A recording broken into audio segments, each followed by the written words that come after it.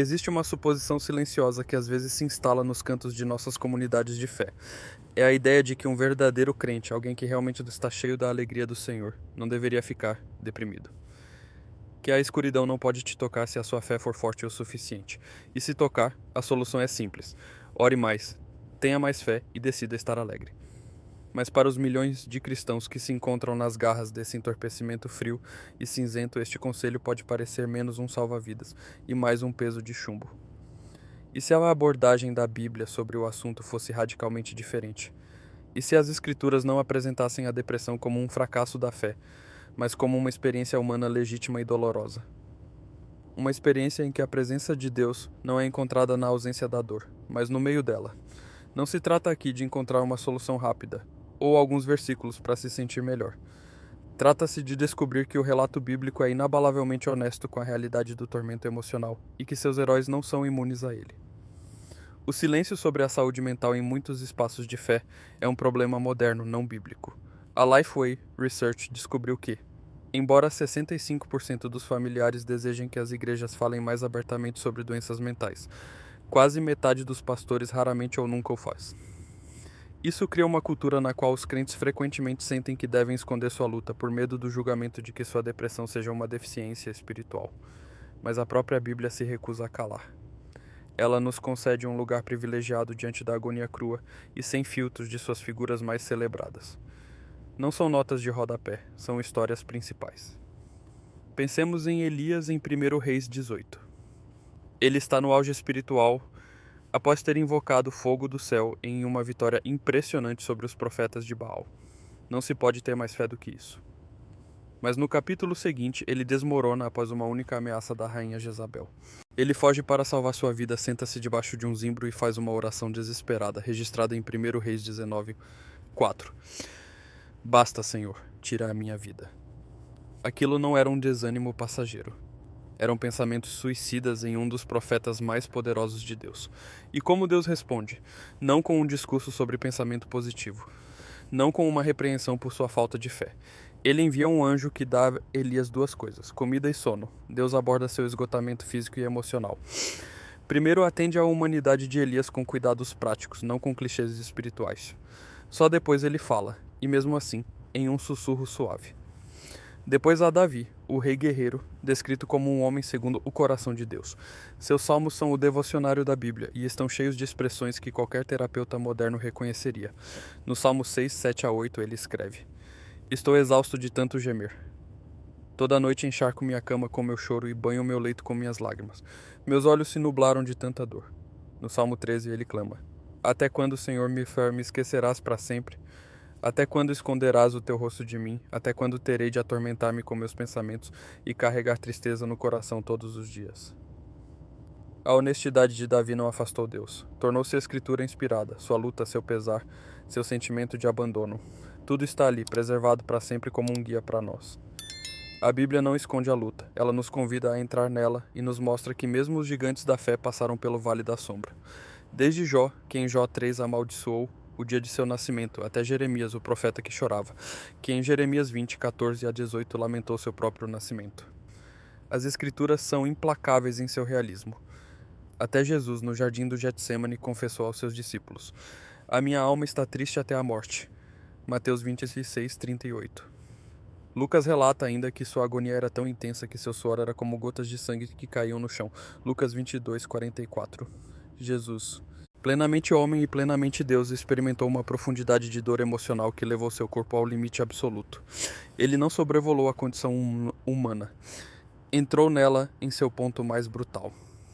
Isso significa que, quando clamamos na escuridão, falamos com um Salvador que nos compreende profundamente. Para captar realmente a perspectiva bíblica, devemos observar essa linguagem que ela utiliza.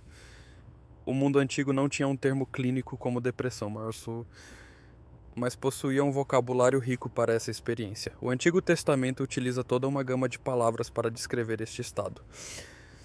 Uma das mais comuns é o sentimento de estar abatido ou desesperado. No Salmo 42, 12, o salmista pergunta à sua própria alma: Por que estás abatida, ó minha alma, e por que te perturbas dentro de mim?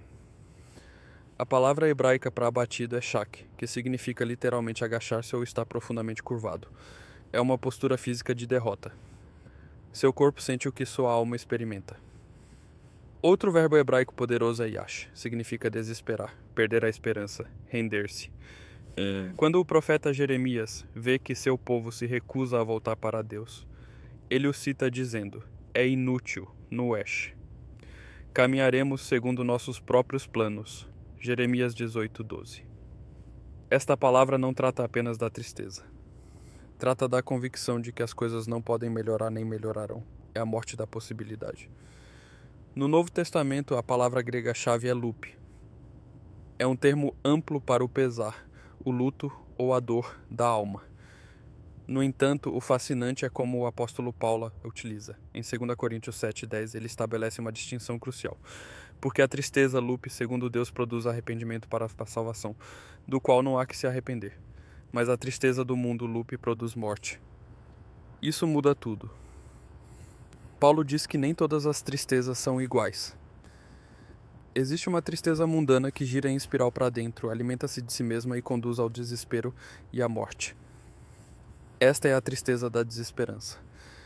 Mas também existe uma tristeza segundo Deus. Este é um pesar que, mesmo em sua intensidade, permanece orientado para Deus. É uma tristeza que pode ser sustentada dentro de uma relação com Ele. Esse tipo de tristeza não conduz à morte. Conduz ao arrependimento, à conversão, à vida. A dor em si não é o problema. A pergunta é: para onde a dor te leva? A Bíblia reconhece que nossos mundos interiores são campos de batalha complexos. Não oferece um simples comando para sermos felizes. Em vez disso, nos dá uma linguagem para a nossa dor e uma estrutura para entendê-la. Ela nos diz que sentir-se quebrantado de espírito não é um sinal da ausência de Deus, mas que frequentemente é precisamente o lugar onde Ele se aproxima de nós. Como diz o Salmo 34:19, perto está o Senhor dos que têm o coração quebrantado e salvos de espírito contrito. Esta é uma promessa profundamente contraintuitiva. Na nossa dor, nosso instinto é sentir que Deus está longe, que nos esqueceu. A Bíblia contempla este sentimento, valida-o através das histórias de seus heróis e depois sussurra suavemente a verdade oposta. Ele nunca está mais próximo. Se você já sentiu que sua luta contra a depressão o colocou no limite de sua fé, espero que comece a ver que, na realidade, ela o coloca no coração da história bíblica. Um dos padrões mais poderosos da Bíblia é como Deus vai ao encontro do seu povo em seus momentos mais sombrios. Ele se move constantemente em direção à dor. Não se afasta dela. Observe a história de Agar em Gênesis 16:21. Ela é uma escrava egípcia maltratada, abandonada e deixada 2 vezes à própria sorte no deserto para morrer com seu filho. Em Gênesis 21, ela fica sem água, coloca seu filho debaixo de um arbusto para deixá-lo morrer e se afasta para não ter que vê-lo. Senta-se ali e chora, totalmente desesperançada. Naquele momento de absoluto abismo, um anjo de Deus a chama do céu. Não oferece apenas consolo. Abre seus olhos para que veja um poço logo ali. O padrão é crucial. A provisão já estava lá, mas seu desespero a cegava. A intervenção de Deus não consistiu em criar algo novo magicamente, mas em abrir-lhe os olhos para a realidade de sua presença e provisão que estiveram lá o tempo todo. Vemos isso repetidas vezes quando Jó está no seu ponto mais baixo, após ter perdido tudo. Deus finalmente fala com ele em Jó 38 a partir de um redemoinho. Não dá a Jó resposta simples para o porquê do seu sofrimento.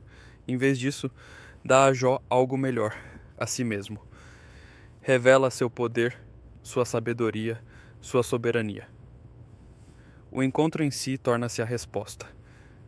As circunstâncias de Jó não mudam imediatamente, mas sim sua perspectiva. Diz em Jó 42:5: com os ouvidos eu ouvi falar de ti, mas agora os meus olhos te veem. Ver Deus na tempestade foi o ponto de virada. Esta é a afirmação radical da Bíblia. A presença de Deus é a resposta definitiva para o nosso desespero. Não a eliminação das circunstâncias, mas a revelação de si mesmo nelas. Por isso Paulo em 2 Coríntios 12 pode falar de seu espinho na carne, uma fonte de profundo tormento por cuja remoção orou 3 vezes.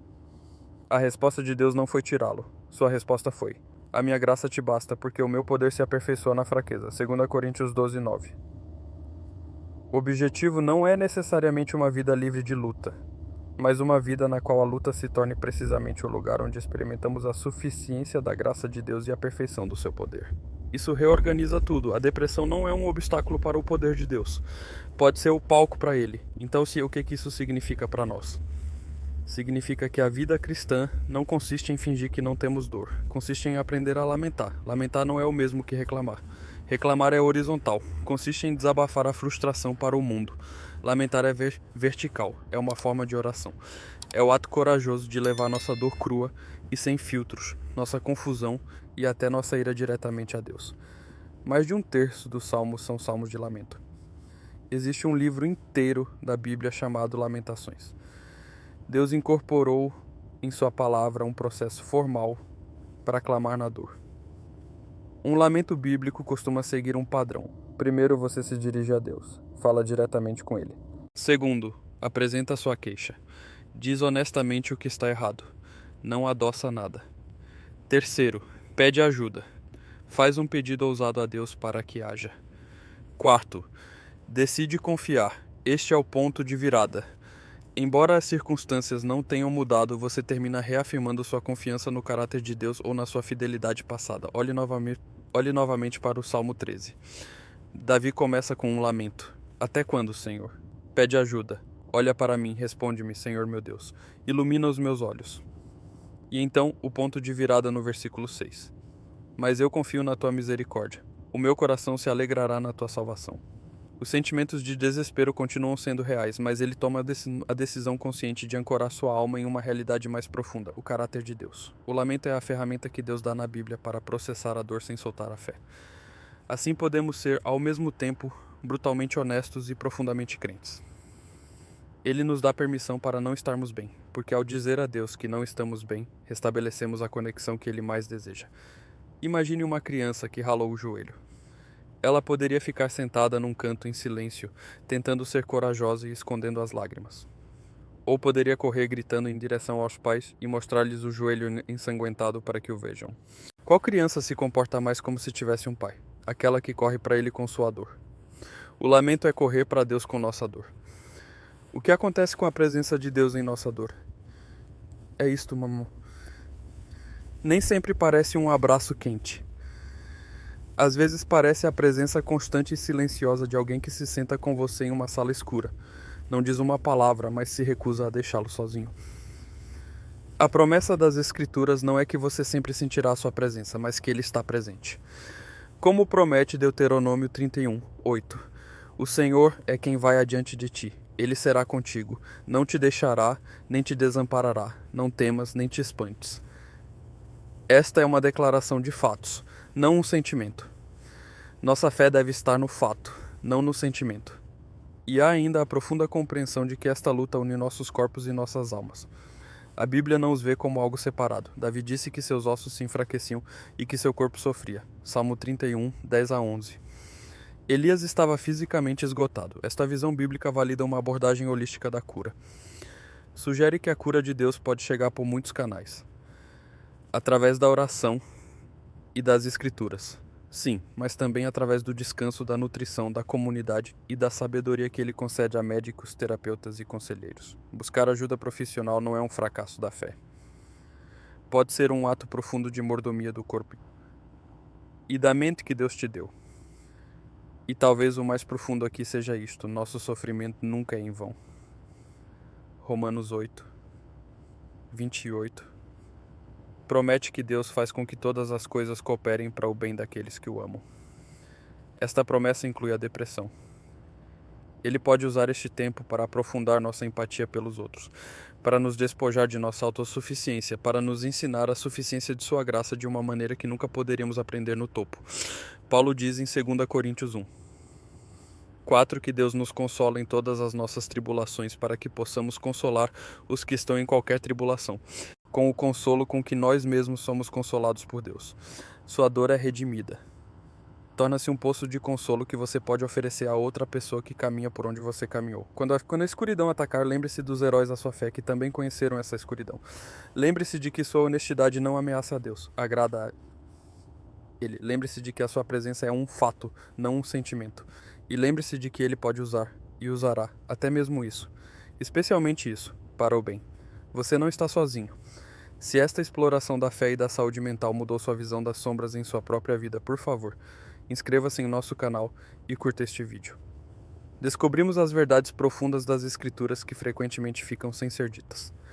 Percorramos este caminho juntos. Sua próxima fonte de conhecimento bíblico se abrirá em breve.